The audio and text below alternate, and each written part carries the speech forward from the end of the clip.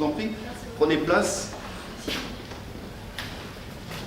Juste avant de commencer, j'ai un gros impératif. J'ai rendez-vous avec le maire dans 20 minutes. Très bien. Je n'ai que 20 minutes à vous consacrer, donc on sera obligé de faire vite, j'en suis navré, mais vous comprenez que comme c'est lui le patron, passe avant tout. Il n'y a aucun problème. Tout d'abord, on tient à vous remercier, ma collègue et moi, du temps que vous nous accordez aujourd'hui. C'est normal. Donc, comme je l'ai dit, je suis la dirigeante de Magnétique Communication et ma collègue Camille Mardière, chargée création-production. Du coup, on va vous laisser directement la carte de visite, comme ça, si on est pris par le temps, vous pouvez nous rappeler pour tout complément d'information. D'accord. Très bien. Donc, avant toute chose, on aimerait faire plus ample connaissance. Vous êtes de Crotone? Oui, tout à fait. Ça, c'est important. Ah oui? Vous connaissez? Bien sûr qu'on connaît. En fait, comme c'est un marché pour la ville de Lyon, vous comprenez qu'on a priorité à faire travailler des entreprises locales. Très bien.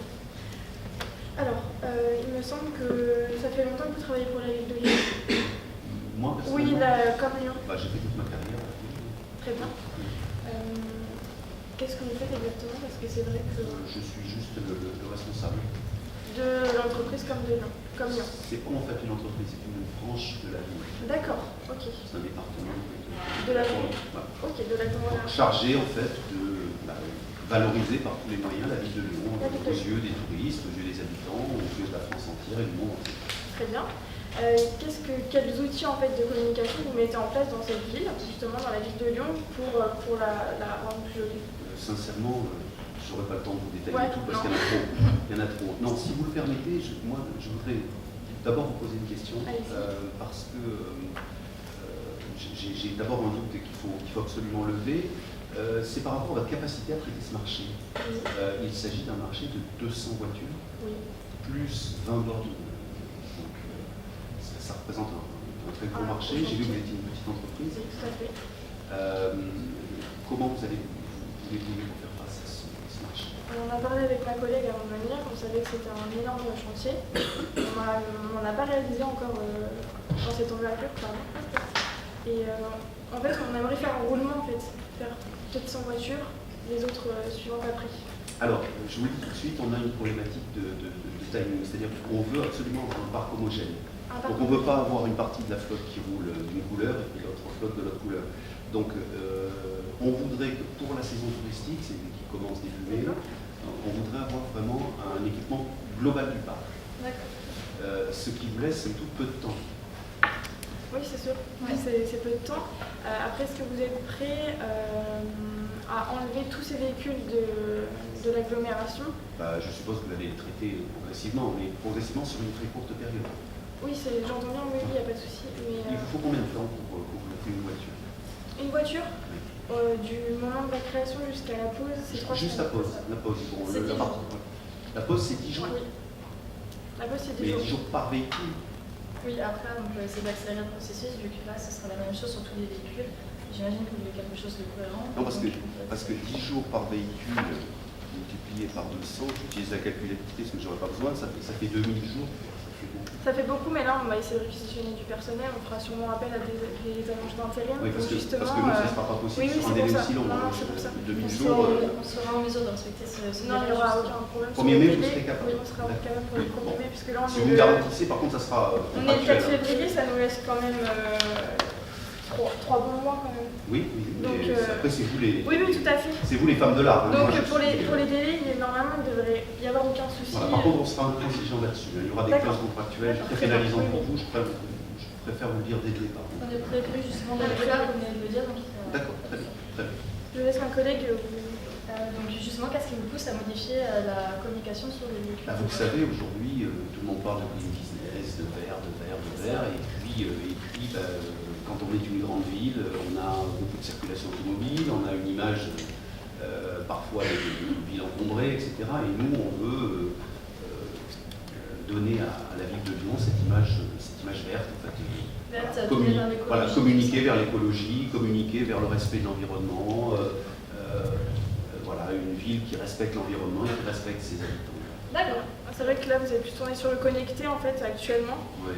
Et là, on tournerait plus sur l'environnement. Oui, nous, ça nous convient pas. Ce côté électrique, à la limite, électrique, centrale nucléaire, égale le contraire de ce qu'on veut faire. Donc là, non, on serait sur du vert, clairement. D'accord, très bien. Donc si vous avez feuille blanche, ça serait, si on prend cette voiture, par exemple, Qu'est-ce que vous feriez, qu'est-ce que vous imagineriez sur votre voiture? Idéalement, on réfléchissait sur une couverture complète du véhicule. Donc un total covering? Oui, parce qu'en fait, ça aurait la vertu de protéger la carrosserie et puis surtout d'avoir une plus large surface de permettant de communiquer. D'accord. Et puis pas avoir des voitures trop bariolées, c'est-à-dire avoir une dominante verte mais sans avoir quelque chose de trop bariolé. Donc là, idéalement, oui, une couverture complète avec un message très simple, plutôt visuel, pas de slogan. D'accord. Ok, très bien. Avez-vous aussi est-ce que la ville de Lyon a des employés en lien direct avec les utilisateurs des voitures?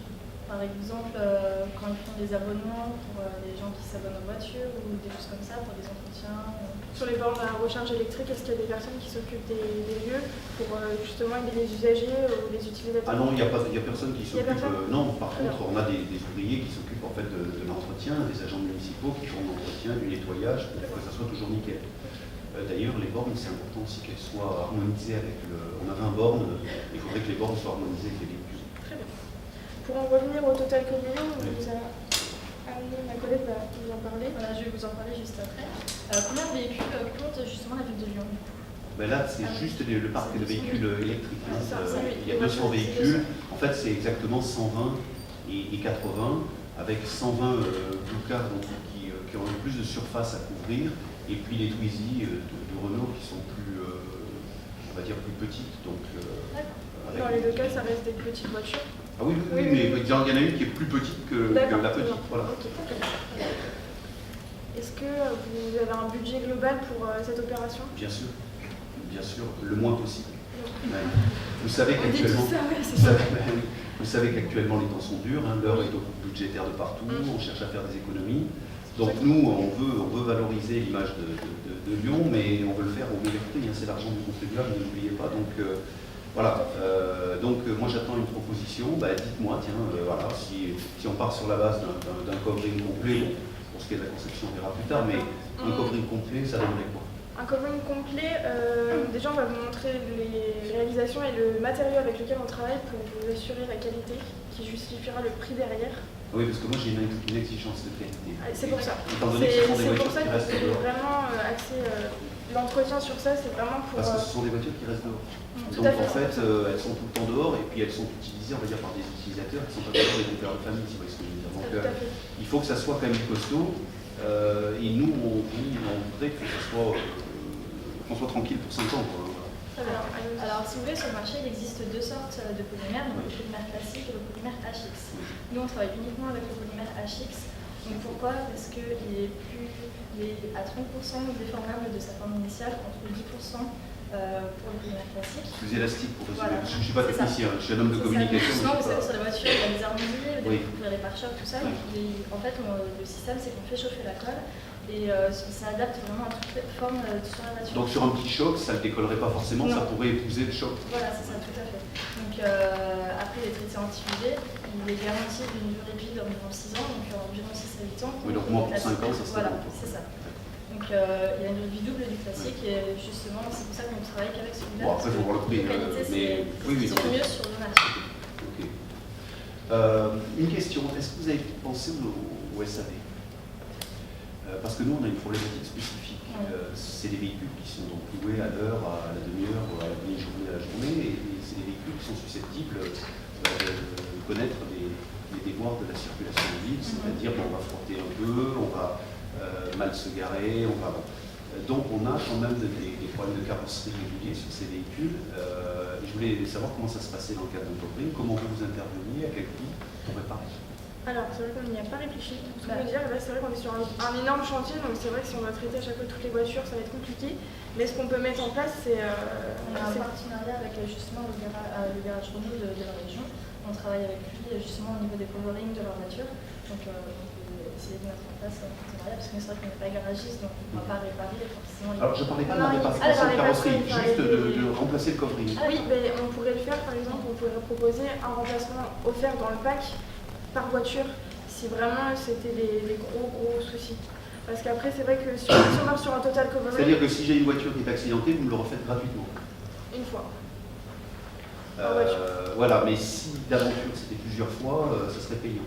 Donc il faudrait prévoir au contrat de savoir combien ça coûte. Ou alors on crée une clause contractuelle comme vous l'avez justifié dans les premières minutes pour d'autres raisons, mais cette fois-ci l'appliquer à celle-ci. Il faudrait y réfléchir, c'est vrai que c'est quelque chose d'important pour nous, vous comprenez, parce qu'en termes d'image, on ne peut pas se permettre d'avoir des voitures avec des parties qui ne sont pas couvertes, des parties arrachées, des parties. Donc, gérer, c'est prévoir, donc il faut prévoir ça. C'est important.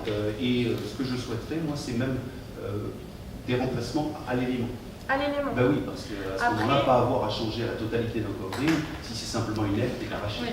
Après, si on part sur un total covering, ça sera compliqué parce que là, on couvre toute la voiture et c'est un. Oui. C'est pas des pièces détachées en fait. Ça sera sur. C'est forcément détaché parce que la portière. Oui, non, mais par exemple, si vous avez la portière et que ça déborde sur le flanc, on sera obligé d'enlever toute cette partie-là. Ah oui, non, mais oui, on est d'accord. Quand je dis détaillé, c'est qu'il faudrait réfléchir sur un détaillé par élément. C'est-à-dire le bloc arrière, la portière ou l'aile avant ou le capot. Non, bien sûr, donc ça c'est important pour nous. Très bien. Le prix, alors ça donne quoi ? Alors le prix pour 200 voitures, pour un total covering, à la base c'est 1 500 €, donc ça nous revient à un budget de 300 000 € pour les 200 voitures. Après ce qu'on... Je vous arrête tout de suite, c'est beaucoup plus que ce qu'on a prévu. C'est beaucoup plus. Après partir sur un total... Et vous avez compté les bornes ? Parce qu'il y a les bornes aussi. Il y en avait combien ? 20, il y a 20 bornes. Bon, les bornes, c'est facile, hein, parce que les bornes, c'est plat, c'est petit, c'est pas... Après nous, ma collègue, je pense qu'elle est d'accord avec moi, pourquoi pas repartir sur un semi-covering, ça sera moins cher et vous aurez le même effet attendu, sachant que vous pouvez avoir le capot, les côtés et l'arrière, une intérieure, ça vous... Ouais, mais nous on est assez attachés quand même à la... Au total. Ouais, parce que si vous voulez, sur des voitures qui sont grises, si on commence à mélanger du gris, du vert, ça va faire patchwork, ça va pas faire bon. Donc on voudrait du covering. À ce moment-là, il faudrait. Je suppose que là c'est un premier jet, bien sûr. Oui, c'est un premier jet. Après, c'est une première rencontre. Alors, ce que je voudrais, c'est par rapport à ça que vous intégrez les bornes, mais surtout que vous revoyiez le tarif avec une remise qui est à la mesure du marché qu'on vous propose. Vous êtes une petite entreprise, c'est quand même un gros marché, donc. Après, on attend vos efforts. Oui, tout à fait. Après les bornes, je ne vais pas avoir tout de suite les prix parce que je n'ai pas leur taille en tête, ça ne va pas être de la taille de la voiture. Non, donc, ça fait 1m10 par 40 par 40. Ça ne sera même pas le même prix que celui-là. Donc c'est vrai qu'il faudrait qu'on vous fasse un devis complet avec toutes les clauses contractuelles dont on a parlé. Et puis il y a autre chose aussi que j'attends de vous, c'est qu'on voudrait se rendre compte avec mon responsable technique de la réelle capacité que vous avez à installer ce matériel, et puis on voudrait voir comment vous travaillez, quel type d'outils. À ce moment-là, se pencher vraiment sur l'aspect technique par rapport à cette problématique de longévité, etc. Et puis sur le temps de pause, parce que ça c'est vraiment quelque chose d'important, s'assurer que vous êtes bien capable de le livrer dans le milieu. Tout à fait. C'est vrai que dans notre atelier, on fait tout A à Z, de la création jusqu'à la finalisation sur le véhicule. Comme ma collègue l'a dit, pour respecter les délais, on fera en sorte d'engager le personnel et de respecter les délais. Voilà. Donc après, pourquoi pas prendre un autre rendez-vous, vous venez à notre atelier, comme ça on vous demande comment on travaille. C'est une bonne idée. Là, vous avez aussi toutes les couleurs avec lesquelles on travaille, donc ça vous laisse aussi un choix vraiment énorme. Oui. Donc vous avez aussi cette capacité à choisir, à vraiment faire ce que vous voulez. Ça tout le monde le fait, ça tout le monde propose toutes les couleurs, c'est pas... Non, c'est sûr, mais c'est vrai que c'est important d'être... Oui, tout à fait, mais pour ça, c'est pas quelque chose qui est différenciant. Voilà. Moi, ce qui est différenciant, c'est vraiment cette qualité, ce respect des délais, et puis un prix qui soit une offre très compétitive. Et bien, ce que je vous propose, c'est qu'avec ma collègue, on va retravailler tout ça. Oui. On vous fait un devis complet avec les clauses, le budget total, avec un effort de notre part. Pensez à me tarifer élément par élément. Élément par élément, c'est ce qu'on... Et voilà, pour la prestation de SAV. Aussi vous engager sur des délais, c'est-à-dire qu'en matière de SAV, il faut qu'une voiture, quand elle est détériorée, il faut que sous 3-4 jours elle soit réparée, donc ça il faut réfléchir. Et puis à ce moment-là, on passera vous voir pour finaliser la conception. Ce sera avec plaisir que vous recevrez à l'entreprise. D'accord. Et on peut se voir d'ici la semaine prochaine. On va essayer de travailler ça assez rapidement. Vous savez qu'à la vie, on est débordé, mais j'ai une petite disponibilité mardi en fin de matinée. Mardi 16 ? Oui, parce qu'il ne faut pas qu'on perde trop de temps si on veut respecter les délais. On va bien travailler ce week-end. Voilà, c'est ça. Et quel horaire ? Plutôt matin ? Ouais, la fin de matinée, c'est bien. Fin de matinée. 19h ? 10h, pardon. Plutôt 11h. 11h. Vous savez, nous, on commence tôt à la ville, donc plutôt 11h, je viendrai directement chez vous. Très bien. Voilà. Qu'est-ce que je voulais dire aussi? Il y a encore un point important sur les facilités de paiement. Oui. Alors, il est train de se payer, la ville de Lyon n'a jamais fait défaut, mais on souhaiterait payer en 3 fois. Alors, c'est possible, on va dire 20%, un tiers tout de suite à la commande des travaux, 30% à la livraison, puis le reste. Alors nous, on a l'habitude en fait de travailler avec 30% donc, au comptant, voilà, et le reste à la livraison. Oui. Après là, c'est vrai que c'est un immense chantier, donc il faut vraiment voir tout ce qu'on peut faire derrière. Après, c'est vrai que les facilités de paiement. Je vous demande d'y réfléchir alors, parce oui, que c'est important pour nous. Non, c'est vrai, c'est sûr que c'est important parce qu'on est sur un énorme budget et c'est vrai que c'est compréhensible d'avoir une facilité de paiement. Puis si vous nous dites que la mairie n'a jamais fait défaut, mais on peut aussi faire un effort de notre côté en vous fonçant. Si on est dans un climat de confiance, vous êtes avec un acheteur de confiance. Voilà, tout à fait. Si on est dans un climat de confiance, ça va. Et c'est important de nous accorder ces facilités parce que ça permet d'étaler la charge qui est quand même non négligeable. Voilà, tout à fait.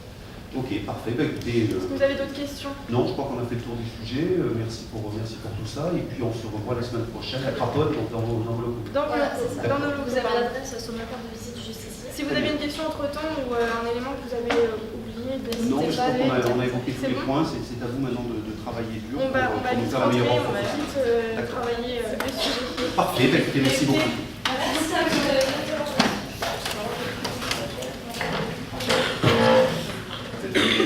Chargé d'épicer l'aromate, c'est bon. Parfait, écoutez, merci. Bon retour, je ne vous raccompagne pas, vous savez où est la sortie. Merci beaucoup.